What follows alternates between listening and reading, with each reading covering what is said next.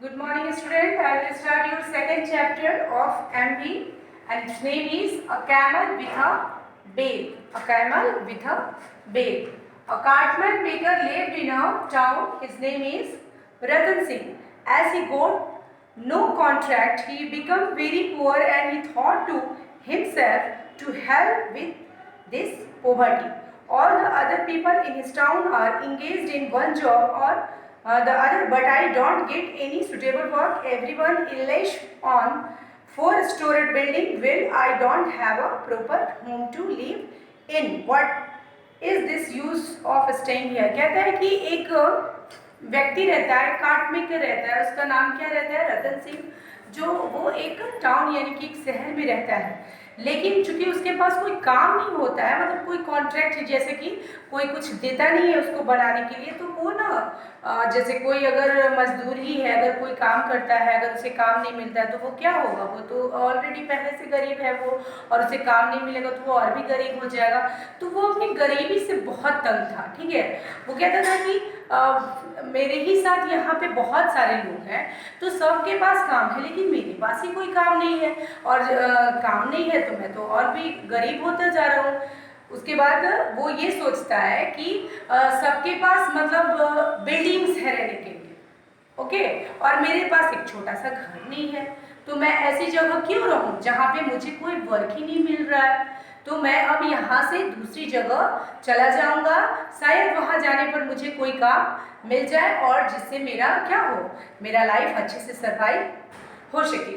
And so that cartmaker and his family left the town to settle somewhere else on the way whilst they were still deep in the jungle। उसके बाद वो क्या करता है कि वो वहाँ से चल देता है अपनी फैमिली के साथ। लेकिन जब वो रास्ते में जाता है तो रास्ते में बीच में जंगल आता है, वो वहाँ पर जाता है तो देखता है, चलते चलते शाम हो जाती है, तो वो देखता है कि एक फीमेल कैमल यानी कि ऊँटनी ना, वो लेबर पेन यानी कि वो गिव टू बर्थ बेबी यानी कि बच्चे को जन्म दे रही है, और वो बहुत पेन में है, मतलब बहुत तकलीफ में है। तो वो उसके पास जाता है और वो उसकी मदद करता है। जब वो बच्चे को जन्म दे देती है तो वो उसे ताजी ताजी घास ला के देता है, ताकि वो जो वीक हो गई है तो वो खा करके क्या हो जाएगी, थोड़ा फ्रेश होगी, थोड़ा रिलीफ होगा। तो वो उसे देता है, उसके बाद वो उसकी मदद करता है। तो थोड़ी देर के बाद वो नॉर्मल हो जाती है। तो फिर जब वो रिलैक्स हो जाती है तो वो क्या करता है, वो उसे वहीं छोड़ता नहीं है, बल्कि उसको साथ में लेके जाता है, और उसने जो बच्चे को जन्म दिया है वो उसे भी पालता है और वो बड़ा हो जाता है। तो क्या होता है कि वो जो ऊँटनी ने बच्चे को जन्म दिया तो वो भी बड़ा हो जाता है। उसके बाद वो क्या करता है, दूध मतलब कि मिल्क का ये करता है, मिल्क देती है वो ऊँटनी उसे, तो वो करता है कि वो उस मिल्क को सेल करता है। तो उस मिल्क को सेल करने से उसे काफ़ी प्रॉफिट होता है, तो वो इस जॉब में इंटरेस्टेड हो जाता है। आप भी जब बड़े होंगे ना, और आप जब कोई कार्य करिएगा, कोई काम स्टार्ट करिएगा, तो जब आपको उसमें प्रॉफिट होगी तो वो काम आपको बहुत अच्छा लगने लगेगा। तो उसी तरह से उसके साथ भी होता है, वो भी ऐसा ही करता है। तो वो अपनी वाइफ को बोलता है कि ये जो जॉब है, ये जो काम है हमारा, जैसे कि हम ऊँटनी का दूध जब सेल करते हैं तो हमें काफ़ी प्रॉफिट होता है, तो क्यों ना हम इसी को स्प्रेड करें, मतलब इसी को आगे बढ़ाएं। तो मैं क्या करता हूँ ना कि मैं गुजरात चला जाता हूँ और वहाँ से क्या करता हूँ, वहाँ से कुछ कैमल्स खरीद के लेके आता हूँ, फिर बहुत सारा कैमल्स को रख के, और उसके फिर ज़्यादा कैमल्स होगा तो दूध भी ज़्यादा होगा, फिर क्या होगा, बहुत दूध बेचने से वो ज़्यादा अमीर हो जाएगा। तो वो ऐसे ही करता है, वो गुजरात जाता है और वहाँ से कैमल्स खरीद के लाता है। उसके बाद वो मिल्क का सेलिंग शुरू करता है। उसके लिए वो एक सर्वेंट भी रख लेता है, और उस सर्वेंट को क्या करता है, सर्वेंट को रोज़ दूध भी देता है और साल में एक ऊँट का बच्चा भी देता है उसको, ओके।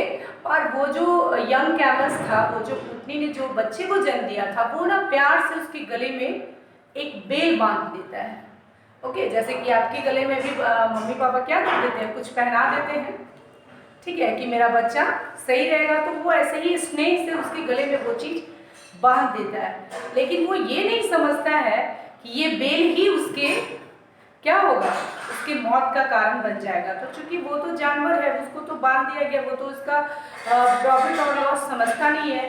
तो फिर वही पूरे कैमल्स का हेड होता है, और जैसे जैसे कैमल्स मतलब सबसे आगे वो रहता है, उसके पीछे उसका पूरा ग्रुप रहता है एज अ ग्रेजिंग के लिए। जब वो ग्रेजिंग करने जाता है, फिर ग्रेजिंग करके वो जब पानी पीने जाता है, तो फिर ऐसे ही होता है। तो एक दिन ना कोई उसे ये बोलता है कि ये जो तुम गले में बेल को हैंग किए हो ना, ये बहुत गलत है, ठीक है, ये फुलिशनेस का सिंबल है, ये तो मूर्खता की निशानी है कि तुम्हारे गले में जो ये बेल है, जब तुम कहीं जाओगे और अगर किसी जंगली जानवर ने तुम्हें देख लिया, तो वो तो बेल से ही, दूर से ही तुम्हारी आवाज़ को पकड़ लेगा कि तुम ही हो, और उसके बाद वो तुम्हारा हंट कर लेगा, यानी कि शिकार कर लेगा। तो ये बेल तुम्हारे लिए सही नहीं है। लेकिन वो इस एडवाइस को क्या करता है, इग्नोर कर देता है, और वो जो अपना पहले से जो करता है वो ही करता है।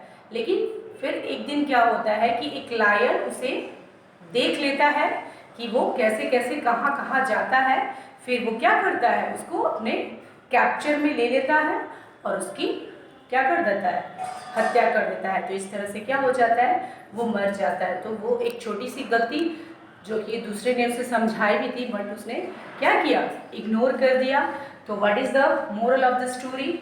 अ foolish person who refuse to follow a good advice surely come in grief. कहता है कि एक मूर्ख व्यक्ति अगर किसी अच्छे सलाह को इग्नोर कर देता है, तो वो निश्चित रूप से तकलीफ में पड़ जाता है। तो आई होप आपने इससे यही शिक्षा ली कि जब भी आपके पेरेंट्स अगर आपको कोई भी मतलब एडवाइस, या टीचर्स या एल्डर्स अगर कोई अच्छी एडवाइस देते हैं, तो आई होप आप फॉलो जरूर करेंगे।